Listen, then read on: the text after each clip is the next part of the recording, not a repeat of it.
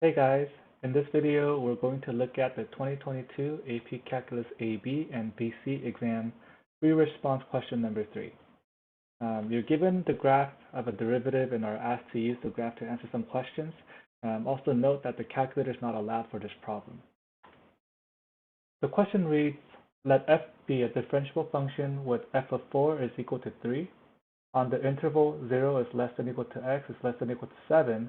The graph of f prime, the derivative of f, consists of a semicircle and two line segments as shown in the figure above. In part A, they're asking us to find f of 0 and f of 5. This is a fundamental theorem of calculus problem. Remember that if f of x is the derivative of big F of x, the integral from a to b of f of x dx is given by big F of b minus big F of a. Using this theorem, we can say that the integral of f prime of x dx from 0 to 4 is equal to f of 4 minus f of 0. And just rearranging this equation, we have f of 0 is equal to f of 4 minus the integral from 0 to 4 of f prime of x dx.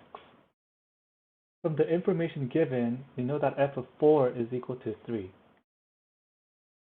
And the integral of f prime of x from 0 to 4 is just the area under the curve, which is the semicircle with the radius of 2.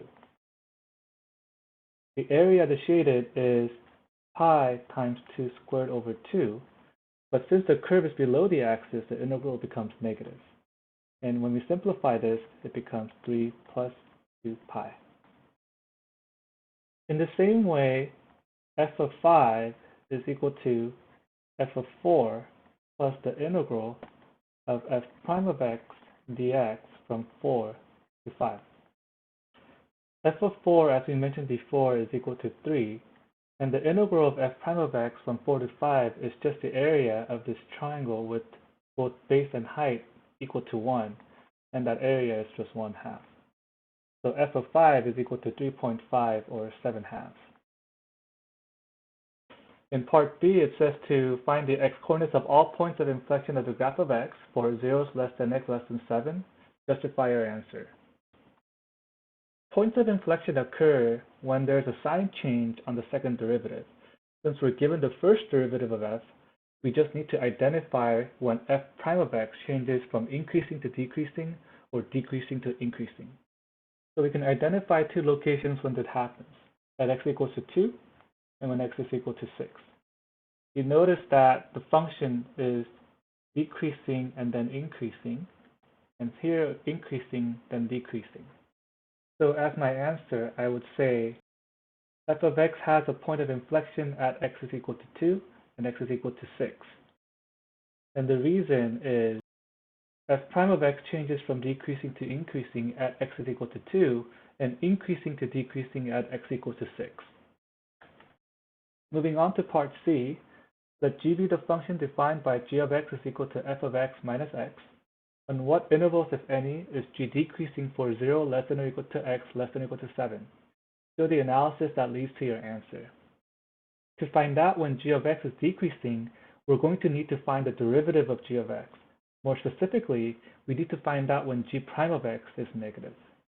So g prime of x is equal to f prime of x minus 1. And we're looking for when g prime of x is less than 0. In other words, when f prime of x is less than 1. We draw a line y is equal to 1 and see when does the graph of f prime fall below this line. This intersection point is 5, 1. So we see that f prime of x is less than 1 or g prime of x is less than 0 when 0 less than or equal to x less than 5. A little food for thought, you may be wondering why include the 0 but not the 5. Remember that we're looking for when g prime of x is strictly negative. So in our example, g prime of 0 is negative 1, but g prime of 5 is equal to 0. When dealing with intervals of a function that is increasing or decreasing, some textbooks include and others exclude the endpoints. But I think that if the function is defined at the endpoints and is continuous at those endpoints, which is the case here, we should be including those endpoints. So for our answer, we'll say g of x is decreasing on the interval 0 to 5 because g prime of x is less than 0 on this interval. And lastly, moving on to part D, it says, for the function g defined in part C, find the absolute minimum value on the interval 0 less than or equal to x less than or equal to 7. Justify your answer. Now recall from part C that g prime of x is less than 0 from 0 to 5. And from this graph, we also see that g prime of x is greater than 0 from 5 to 7. And that covers the entire interval from 0 to 7. Now, what does that mean?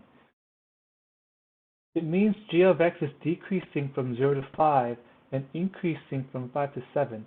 And with g being a continuous function, that means we have our absolute minimum at x is equal to 5. To find the actual minimum value, we have to solve for g of 5. So g of x is equal to f of x minus x. So g of 5 is equal to f of 5 minus 5. Now recall from part A, f of 5 was 7/2. So g of 5 is 7/2 minus 5, or negative 3/2. So we find that the absolute minimum of g of x is negative 3/2 at x is equal to 5. Now, what I don't have written down here is a justification as to why the absolute minimum occurs at x is equal to 5. So let's not forget to write that down. And as I explained earlier, the reason is since g of x is continuous and g prime of x is less than 0 for x between 0 and 5, and g prime of x is greater than 0 for x between 5 and 7, the absolute minimum must occur at x is equal to 5. Alternatively, we could have approached this problem using the candidates test. We would find and test the extreme points of g of x and see which point yields the absolute minimum. Remember that the function's extreme points must occur at its critical points and at its endpoints. So we look to find when g prime of x is equal to 0 or undefined. Now this occurs when x is equal to 5 and x is equal to 7.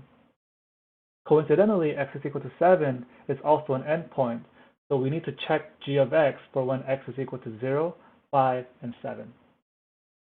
And in the end, we'll arrive at the same conclusion that the absolute minimum of g of x is negative 3/2 at x is equal to 5.